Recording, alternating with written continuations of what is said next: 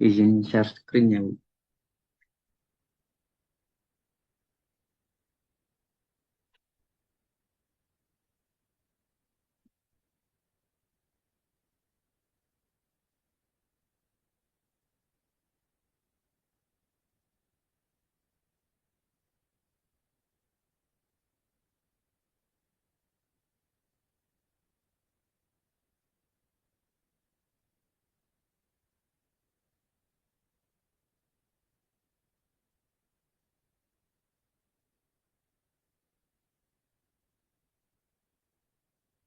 Apakah sudah terlihat, Ibu, di layar? Ya, sudah terlihat hasilnya. Siap.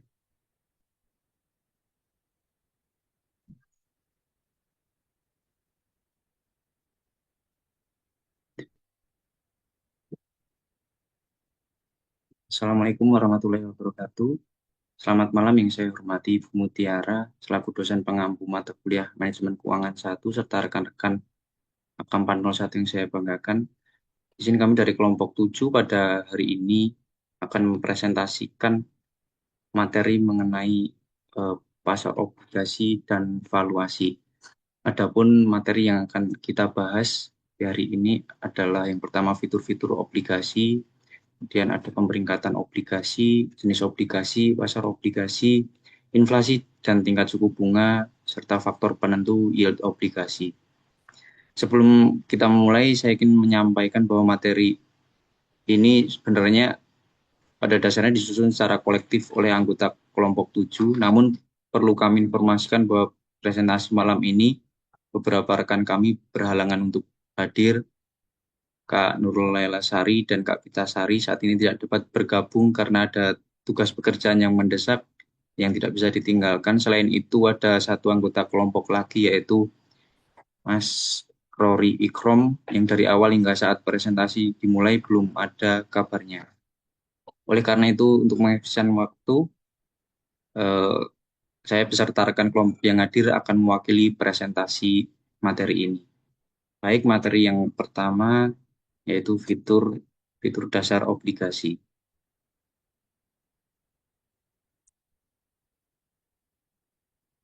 Karena kan sekalian,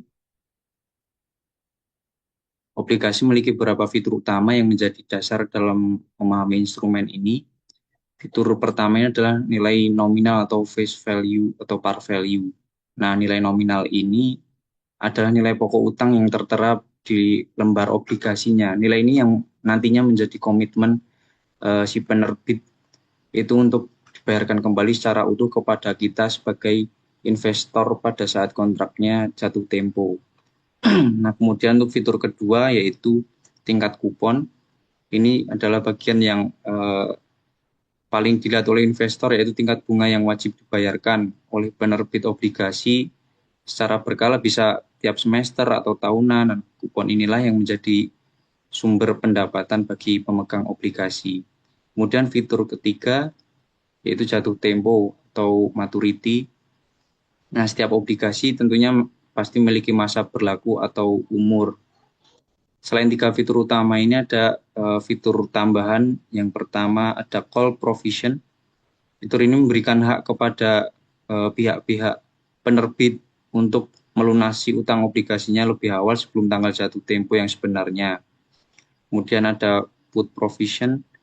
Balikan dari call, fitur ini memberikan haknya kepada kita sebagai investor atau pemegang obligasi untuk meminta penerbit membeli kembali obligasinya sebelum jatuh tempo.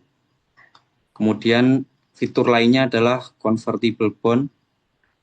Nah, fitur khusus yang memberikan opsi kepada investor untuk eh, bisa mengubah lembar obligasi mereka menjadi sejumlah lembar saham biasa dari perusahaan penerbit pada waktu dan harga yang telah ditentukan. Slide selanjutnya adalah pemeringkatan obligasi yang akan dipresentasikan oleh Mbak Nurlita. Silakan. Ya, baik.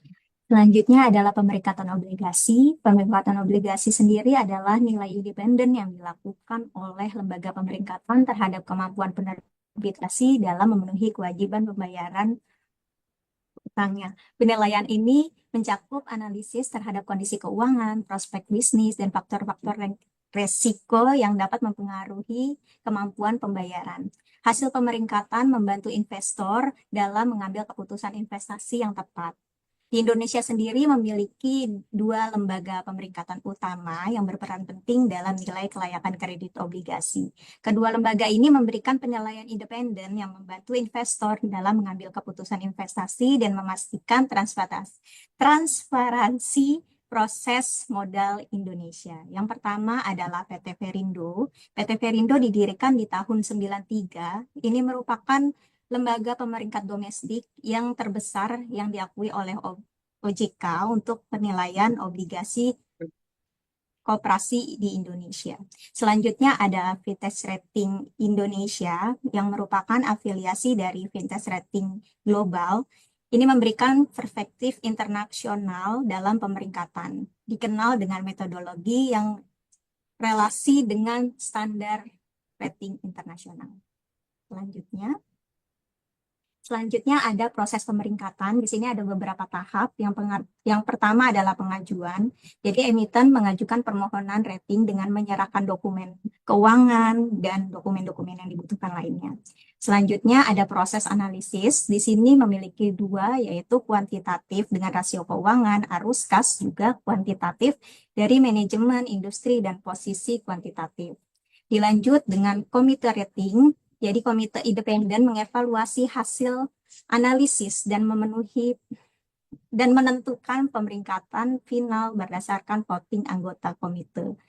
Setelah dilakukannya komite rating, dilakukan publikasi hasil pemeringkatan dipublikasi ke publik melalui media dan website resmi lembaga pemeringkatan.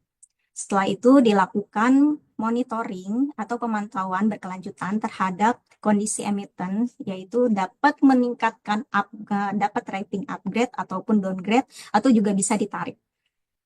Dari proses ini didapati skala pemeringkatan. Ada dua skala. Yang pertama itu adalah investment grade yang ditandai dengan A3, A2, A1, dan B3. Ini menunjukkan resiko yang rendah dan cocok untuk investor. Selanjutnya ada spekulatif grade, yaitu ditandai dengan B2, B1, C3, C2, C1, dan B1. Yang ini menunjukkan beresiko tinggi namun cenderung menawarkan imbalan yang lebih besar. Slide selanjutnya dibacakan oleh rekan saya.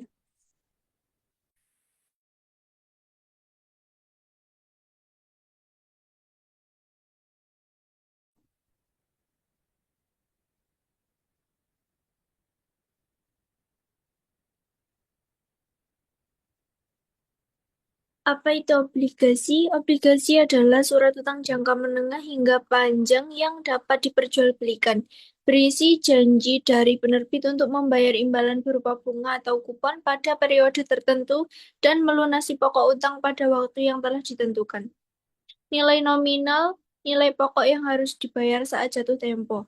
Kupon, bunga yang dibayarkan secara periodik kepada pemegang. Jatuh tempo tanggal pelunasan pokok obligasi oleh penerbit. Selanjutnya,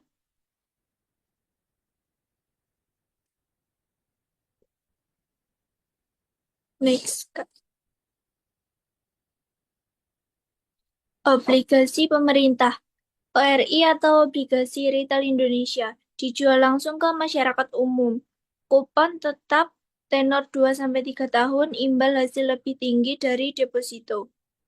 SBSN atau sukuk negara, obligasi syariah berdasarkan prinsip Islam, tidak membayar bunga melainkan bagi hasil dari aset negara.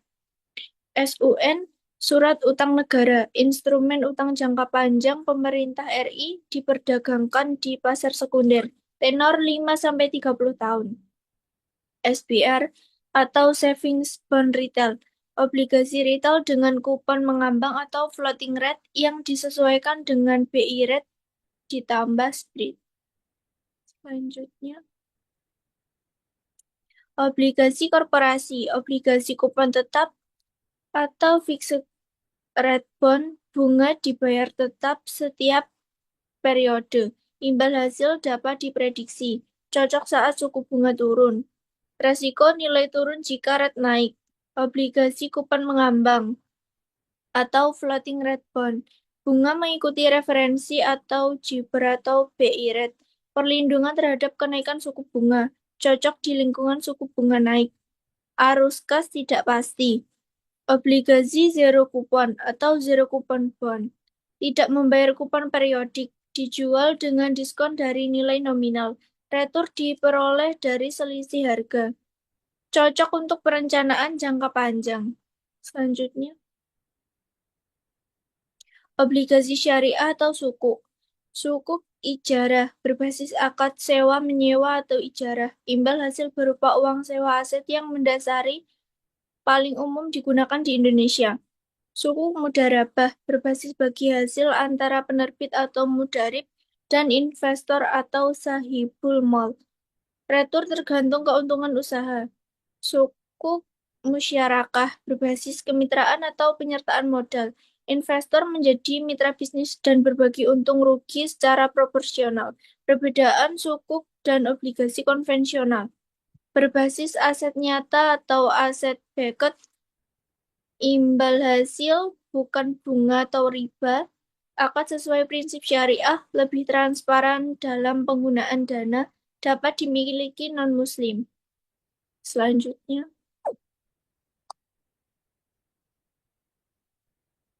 obligasi berdasarkan fitur dan jaminan.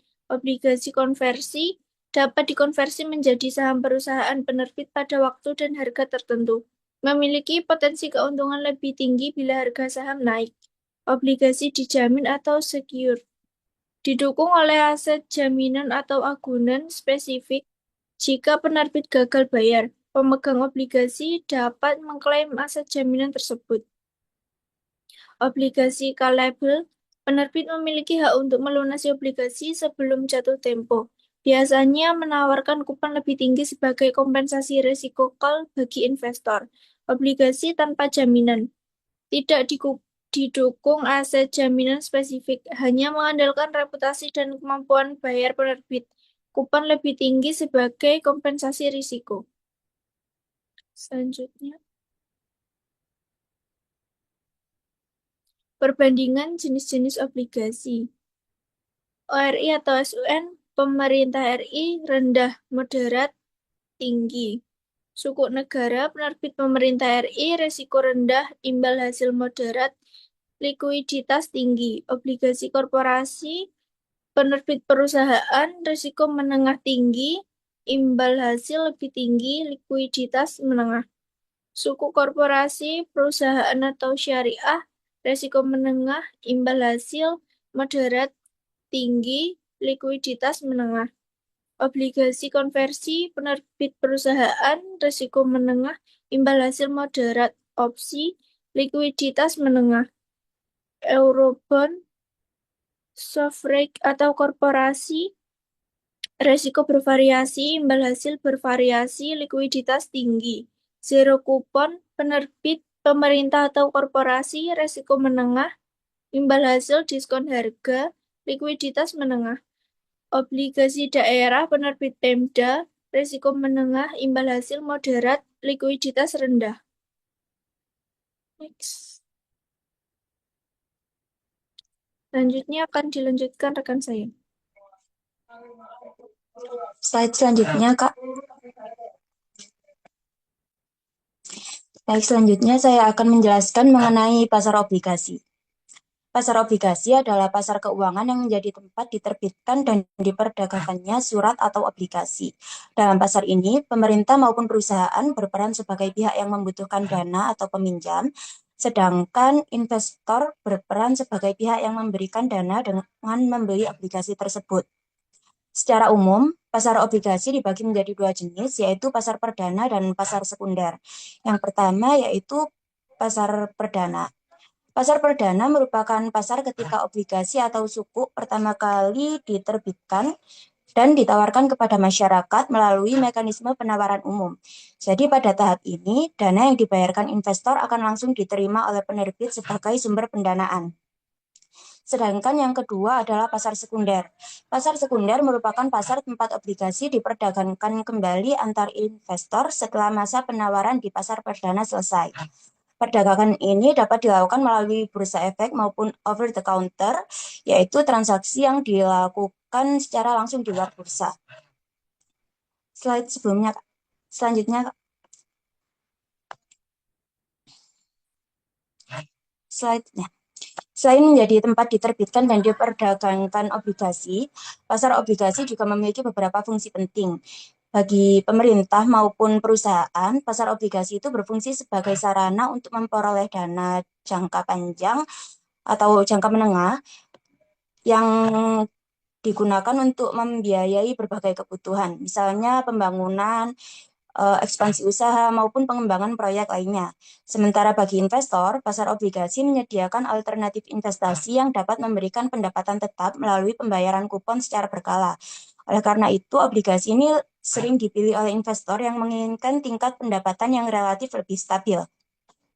Selain itu, keberadaan pasar obligasi juga membantu meningkatkan efisiensi alokasi dana dalam perekonomian, serta mendukung stabilitas pasar keuangan karena dana dari pihak yang memiliki kelebihan dana itu dapat disalurkan kepada pihak yang membutuhkan pembiayaan. Selanjutnya mengenai perdagangan obligasi Indonesia. Dalam perkembangannya, sistem perdagangan obligasi di Indonesia itu terus mengalami peningkatan. Sebelumnya, perdagangan obligasi menggunakan sistem fixed income trading system atau FITS, namun sistem ini dinilai kurang optimal dalam mendukung aktivitas perdagangan obligasi sehingga kemudian digantikan oleh sistem penyelenggara pasar alternatif atau SPPA. Nah, SPPA ini merupakan platform perdagangan elektronik yang digunakan untuk memperdagangkan instrumen obligasi dan sukuk. Dengan adanya sistem ini, proses perdagangan menjadi lebih terintegrasi, lebih transparan, dan lebih efisien. Melalui pengembangan SPPA, diharapkan likuiditas pasar utang di Indonesia semakin meningkat sehingga transaksi obligasi menjadi lebih mudah, cepat, dan dapat memberikan manfaat bagi seluruh pelaku pasar. Selanjutnya, Kak. Selanjutnya mengenai inflasi dan tingkat suku bunga. Inflasi sendiri itu merupakan kondisi ketika harga barang dan jasa mengalami kenaikan secara terus-menerus sehingga menyebabkan nilai uang menurun. Artinya dengan jumlah uang yang sama, masyarakat hanya dapat membeli barang atau jasa dalam jumlah yang lebih sedikit dibandingkan sebelumnya. Sebagai contoh, apabila harga beras yang semula 12.000 per kilo meningkat menjadi 15.000, maka masyarakat harus mengeluarkan uang yang lebih banyak untuk membeli jumlah beras yang sama. Hal ini menunjukkan bahwa daya beli uang mengalami penurunan akibat inflasi. Inflasi dapat terjadi karena beberapa faktor, diantaranya meningkatnya permintaan masyarakat terhadap barang dan jasa, kenaikan biaya produksi, jumlah uang yang beredar terlalu banyak, serta meningkatnya harga barang impor. Adapun dampak inflasi cukup beragam. Di satu sisi, inflasi itu dapat meningkatkan pendapatan pengusaha karena harga jual barang ikut naik. Namun di sisi lain, inflasi juga menurunkan daya beli masyarakat, mengurangi nilai real tabungan, dan menyebabkan harga kebutuhan pokok menjadi lebih mahal. Selanjutnya, Kak. Suku bunga merupakan tingkat biaya yang harus dibayar ketika seseorang meminjam uang atau imbal hasil yang diperoleh ketika menyimpan dana di bank. Sebagai contoh, ketika kita mengajukan pinjaman ke bank, kita akan dikenakan bunga pinjaman. Sebaliknya, jika kita menabung, bank akan memberikan bunga sebagai imbal hasil simpanan tersebut. Inflasi dan tingkat suku bunga memiliki hubungan yang sangat erat. Jadi ketika inflasi meningkat, Bank Indonesia biasanya akan menaikkan suku bunga acuan. Tujuannya adalah agar masyarakat lebih tertarik untuk menabung dibandingkan membelanjakan atau meminjam uang. Dengan berkurangnya konsumsi dan pinjaman, jumlah uang yang beredar di masyarakat akan menurun sehingga tekanan inflasi dapat dikendalikan. Hubungan tersebut juga sangat berpengaruh terhadap investasi obligasi, karena ketika suku bunga meningkat, obligasi baru umumnya menawarkan tingkat kupon atau imbal hasil yang lebih tinggi, sehingga obligasi lama dengan kupon yang lebih rendah menjadi kurang menarik. Akibatnya, harga obligasi lama di pasar cenderung menurun. Sebaliknya, ketika suku bunga turun, obligasi lama dengan kupon yang lebih tinggi akan menjadi lebih diminati sehingga harga obligasinya cenderung meningkat. Jadi dapat disimpulkan bahwa inflasi dan tingkat suku bunga tidak hanya mempengaruhi kondisi perekonomian secara umum, tetapi juga dapat mempengaruhi harga dan tingkat keuntungan atau yield obligasi. Oleh karena itu, investor perlu memperhatikan perubahan inflasi dan kebijakan suku bunga sebelum mengambil keputusan untuk berinvestasi pada obligasi. Selanjutnya akan dilanjutkan oleh rekan saya. Terima kasih.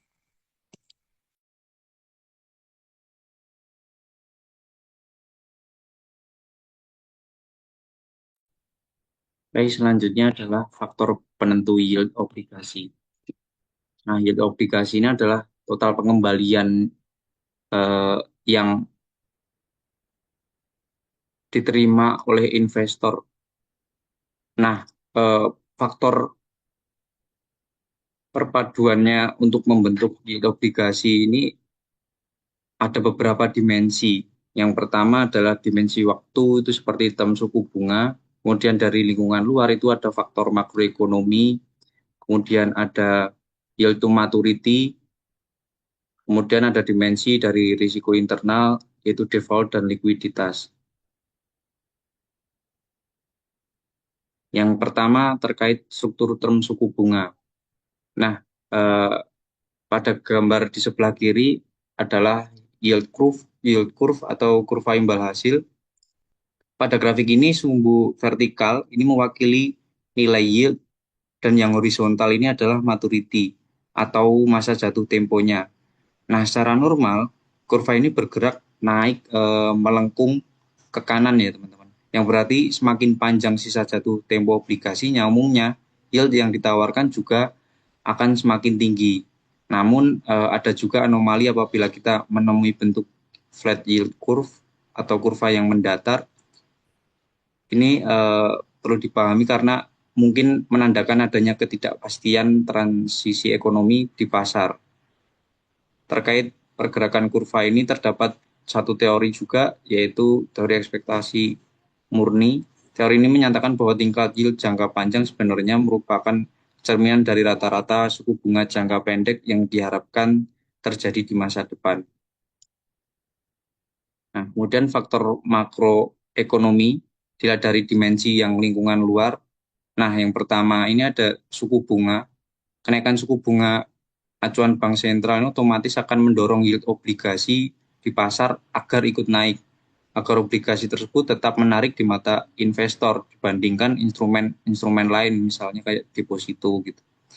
Selanjutnya adalah inflasi. Laju inflasi yang tinggi ini akan menggerus nilai real dari uang kita. Oleh karena itu investor pasti menuntut yield yang tentunya lebih tinggi sebagai kompensasi atas resiko daya beli mereka. Selanjutnya adalah kondisi ekonomi. Pertumbuhan ekonomi ini juga akan mempengaruhi persepsi resiko pasar secara massal. Kemudian ada yield to maturity. Ini adalah salah satu indikator yang cukup vital juga bagi investor karena ini untuk mengukur tingkat pengembalian obligasi secara komprehensif. Jika obligasi tersebut dipegang hingga tanggal jatuh temponya. Ada 3 pilar di sini. Yang pertama estimasi keuntungan.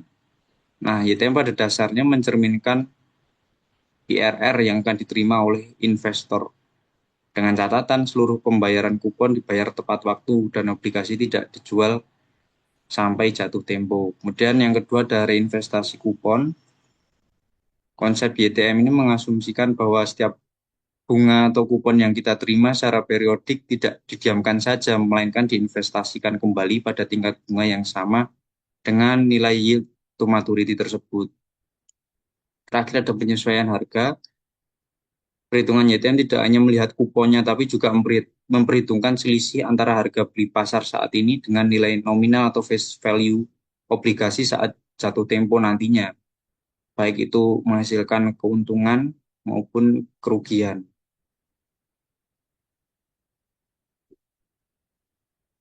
Kemudian ada risiko default dan likuiditas. Ada 3 faktor intrinsik yang dinilai di sini. Yang pertama risiko gagal bayar. Nah, ini berkaitan juga dengan kredibilitas dari penerbit obligasinya itu sendiri. Berapa besar kemungkinan penerbit ini tidak mampu membayar kewajibannya, kewajiban bunga berkalanya atau pelunasan pokok sesuai jadwal yang telah disepakati. Premi likuiditas, nah tidak semua obligasi ini mudah dijual kembali di pasar sekunder. Premi likuiditas ini adalah kompensasi, jadi kompensasi tambahan yang diminta investor untuk aset atau obligasi yang sulit diperjualbelikan dengan cepat tanpa harus memberikan diskon dengan harga yang besar. Kemudian ada peringkat kredit yang tadi telah disampaikan teman saya juga untuk mengukur kedua risiko di atas, investor bisa melihat peringkat kreditnya. Ada yang AAA, ada AA, A, BBB. Selanjutnya ada valuasi obligasi yang dilanjutkan oleh teman saya. Valuasi obligasi. Lanjutnya ke slide selanjutnya, Kak. Obligasi merupakan proses menentukan nilai wajar atau harga intrinsik suatu obligasi berdasarkan seluruh arus kas yang akan diterima investor di masa mendatang. Arus kas tersebut terdiri atas pembayaran kupon secara berkala dan pengembalian nilai nominal obligasi pada saat jatuh tempo. Dalam praktiknya, valuasi obligasi dilakukan dengan mendiskontokan seluruh arus kas masa depan menggunakan tingkat pengembalian yang disyaratkan investor atau required rate of return atau tingkat yield yang berlaku di pasar. Tujuan utama valuasi obligasi adalah untuk mengetahui apakah harga pasar suatu obligasi berada di atas, di bawah, atau sama dengan nilai wajar. Konsep dasar valuasi obligasi. Nilai obligasi ditentukan oleh nilai sekarang atau present value dari seluruh pembayaran kupon dan nilai nominal yang akan diterima pada saat jatuh tempo. Semakin tinggi tingkat diskonto yang digunakan, semakin rendah nilai sekarang obligasi. Sebaliknya, semakin rendah tingkat diskonto, semakin tinggi nilai obligasi. Secara umum, nilai obligasi dapat dihitungkan dengan rumus P sama dengan sigma C per 1 ditambah R pangkat T ditambah F per 1 tambah R pangkat N. Keterangan P sama dengan harga atau nilai obligasi, C sama dengan pembayaran kupon per periode, F nilai nominal obligasi atau face value, R tingkat pengembalian yang disyaratkan atau required return, N jumlah periode hingga jatuh tempo, T periode pembayaran kupon. Selanjutnya. Contoh soal, sebuah obligasi memiliki nilai nominal 1 juta rupiah dengan kupon 10% per tahun. Dibayarkan sekali setahun. Obligasi ini akan jatuh tempo dalam 3 tahun. Jika tingkat pengembalian yang diharapkan investor adalah 8% per tahun, berapakah nilai wajarnya? Pembahasan langkah 1, identifikasi arus kas obligasi. Kupon per tahun sama dengan 10% dikali 1 juta rupiah sama dengan 100.000. Nilai nominal saat jatuh tempo sama dengan 1 juta rupiah. Tingkat diskonto sama dengan 8%. Langkah 2, hitung nilai kini kupon. PV kupon sama dengan C dikali dalam kurung 1 dikurangi 1 ditambah R pangkat min N per R. PV kupon sama dengan 100.000 dikali 1 dikurangi 1 ditambah 0,08 pangkat min 3 dibagi 0,08 sama dengan 100.000 dikali 1 min 0,793.832 dibagi 0,08. 100.000 dikali 2.575.771 sama dengan 257.710. Langkah 3, hitung nilai kini kupon nominal. F per 1 ditambah R pangkat N. 1 juta dibagi 1 ditambah 0,08 pangkat 3. PV nominal sama dengan 793.832. Langkah 4, jumlah nilai kini kupon dan nilai nominal. Nilai wajar obligasi PV kupon ditambah PV nominal 257.710 ditambah 793.832 sama dengan 1.051.542 rupiah. Selanjutnya, hubungan tingkat suku bunga dan harga obligasi memiliki hubungan yang berlawanan arah dengan tingkat suku bunga. Ketika tingkat suku bunga pasar meningkat, harga obligasi cenderung menurun. Sebaliknya, ketika tingkat suku bunga pasar menurun, harga obligasi cenderung meningkat. Kondisi harga obligasi. Menurut Sitorus 2025, berdasarkan hubungan antara harga pasar dan nilai nominalnya, obligasi dapat berada dalam 3 kondisi berikut. 1. Par value. Obligasi dijual pada harga yang sama dengan nilai nominalnya. Kondisi ini terjadi ketika tingkat kupon sama dengan tingkat pengembalian yang disyaratkan investor. 2. Premium bond. Obligasi dijual di atas nilai nominalnya. Hal ini terjadi apabila tingkat kupon lebih tinggi daripada tingkat pengembalian yang disyaratkan pasar. 3. Diskon bond. Obligasi dijual di bawah nilai nominalnya. Kondisi ini terjadi apabila tingkat kupon lebih rendah daripada tingkat pengembalian yang disyaratkan investor. Pentingnya valuasi obligasi. Valuasi obligasi memiliki peranan penting bagi investor maupun perusahaan. Bagi investor, valuasi digunakan untuk menentukan apakah suatu obligasi layak dibeli berdasarkan potensi keuntungan dan tingkat risiko yang dimiliki. Sementara itu, bagi perusahaan atau pemerintah sebagai penerbit obligasi, valuasi membantu dalam menentukan harga penerbitan yang wajar dan menarik bagi investor. Selain itu, valuasi obligasi juga menjadi dasar dalam pengambilan keputusan investasi karena dapat menunjukkan dampak perubahan suku bunga, inflasi, maupun resiko kredit terhadap nilai suatu obligasi. Selanjutnya, kesimpulan, obligasi merupakan instrumen investasi yang aman hingga berisiko tinggi tergantung jenis dan penerbitnya. Nilai obligasi dipengaruhi oleh suku bunga, inflasi, resiko default, dan likuiditas. Karena itu, investor perlu memperhatikan rating YTM serta kondisi makroekonomi sebelum mengambil keputusan investasi. Terima kasih.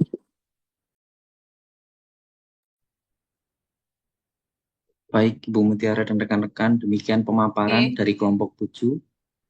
Kita Oke, buka terima sesi kasih. diskusi. Ya. Silakan kelompok 6 untuk bertanya.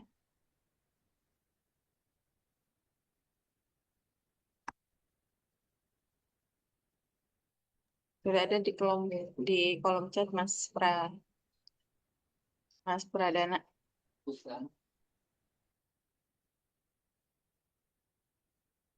Oh iya,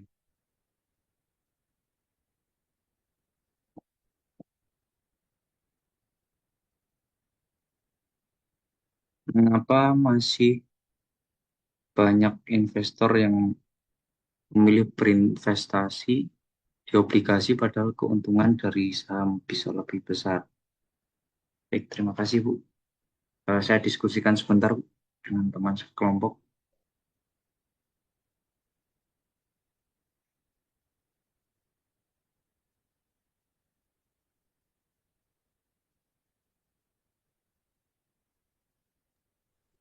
Ibu, izin.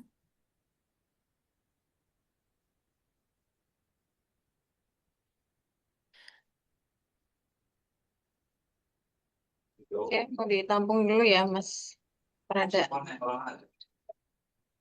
Mau dijawab langsung Mbak Natasha. Enggak, Bu. Tadi katanya Mas Pradana kan ditampung dulu didiskusikan oleh kelompok 7. Sembari menunggu kelompok 7, boleh saya menjawab pertanyaan untuk kelompok 6 tadi, Bu? Oke, silakan. Baik. Izin menjawab. Jadi, untuk pertanyaannya di kolom chat tadi kan dengan membandingkan pinjaman diskon murni, pinjaman yang hanya membayar bunga dan pinjaman yang diamortisasi, apakah pinjaman yang paling menguntungkan bagi peminjam itu selalu merupakan pinjaman dengan cicilan bulanan paling rendah? Izin menjawab, jawabannya tidak selalu. Jadi cicilan bulanan yang paling rendah belum tentu paling menguntungkan karena yang menentukan untung rugi bukan cuma sekedar cicilan per bulan saja, tapi juga total biaya bunga yang dibayar di akhir total seluruhnya selama masa pinjaman dan kapan beban itu jatuh tempo. Jadi justru sering terjadinya semakin rendah cicilan bulanan karena pokok belum dicicil, semakin besar juga total bunga yang harus dibayar di akhir. Seperti itu. Jadi jawabannya nggak selalu yang cicilan bulanannya paling rendah itu paling menguntungkan. Karena kalau eh, tadi kan ada beberapa rumus ya, kalau dihitung itu justru biasanya yang cicilan bulanannya terendah biasanya totalnya malah paling mahal gitu. Karena kan eh, untuk pinjaman ini ada konsep time value of money juga. Jadi makin lama pokok pinjaman mengambang tanpa dicicil, makin lama juga bunga terus bertumbuh. Jadi bunganya berbunga seperti itu. Jadi selain faktor biaya, faktor lain juga perlu dipertimbangkan peminjam. Jadi kemampuan cash flow bulanan, kemudian resiko gagal bayar di akhir tenor gitu. Karena pure diskon dan interest only punya resiko lebih, ada beban besar sekaligus di akhir. Seperti itu.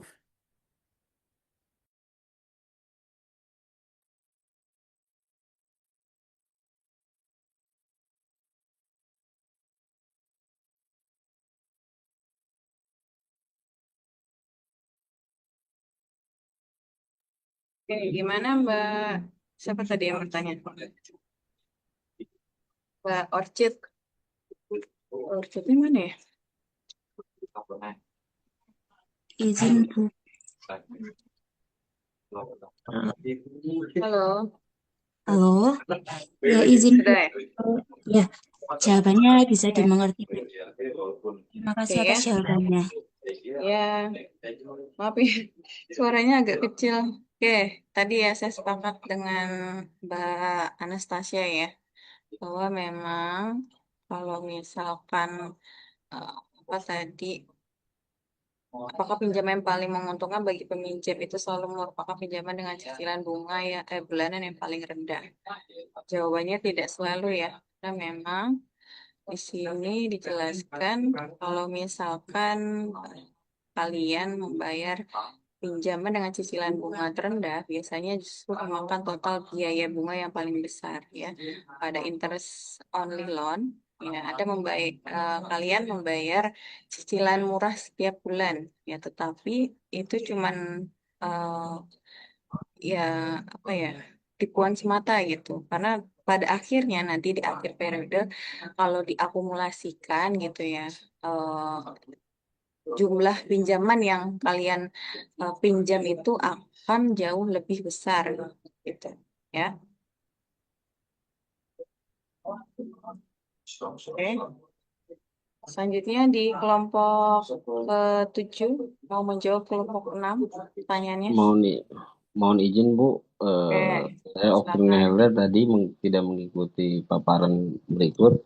Saya akan menjawab dari pertanyaan dari Mbak Nikita Kesya Angelina ya.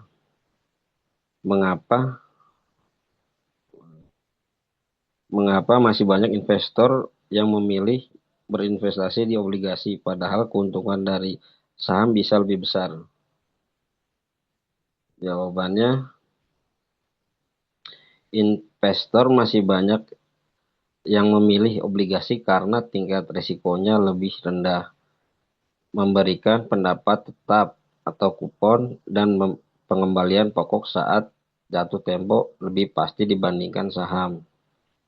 Meskipun saham berpotensi memberikan keuntungan yang lebih besar, harganya lebih fluktuatif sehingga risikonya juga lebih tinggi. Oleh karena itu, investor akan memilih instrumen sesuai dengan profil risiko, tujuan investasi, dan kebutuhan keuangan.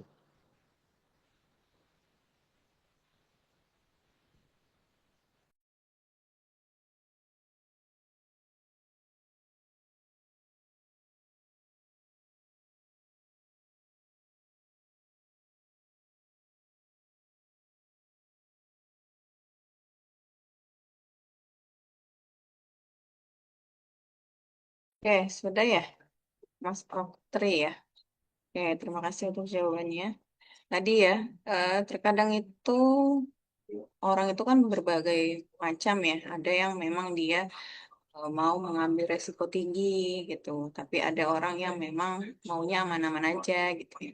Mungkin kalau orang yang mau mengambil resiko tinggi itu lebih prefer ke main apa eh, menanam saham gitu ya. Maksudnya ke saham gitu ya, dibandingkan dengan obligasi ataupun dengan logam mulia gitu ya. Ini ya kalau misalkan orang-orang yang memang berani main high risk ya, berarti dia juga eh, kalau di saham itu kan ada high risk high return gitu ya.